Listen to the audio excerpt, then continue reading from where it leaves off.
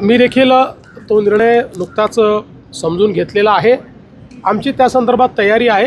खंडपीठ हायकोर्टाने त्या ठिकाणी स्थापित केल्यानंतर जी काही सरकारची बाजू आहे ती अतिशय भक्कमपणे आम्ही मांडू. सर, तुम्ही आता जसं म्हटलं की विविध महापालिकेतील स्थानिक स्वराज्य संस्थांची निवडणूक होते, मात्र महायुती म्हणून स्वबळावरती तुमची काय नाही, आम्हाला या निवडणुका महायुती म्हणूनच लढायच्या आहेत.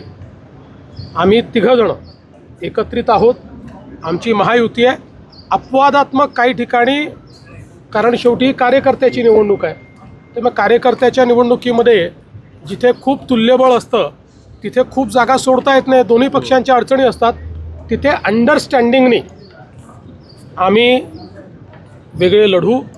पण एखाद्या ठिकाणी अपवादात्मक परिस्थितीत वेगळं लढावं लागलं तरी एकमेकावर टीका न करता पॉझिटिव्ह प्रचार आम्ही करू.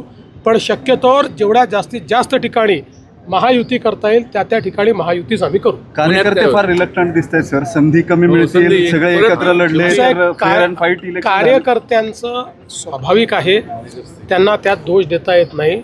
कारण कार्यकर्ते जे 5-5, 7-7 वर्ष काम करतायत त्यांना असं वाटतं आता आमची संधी आली, आम्हाला संधी मिळाली पाहिजे.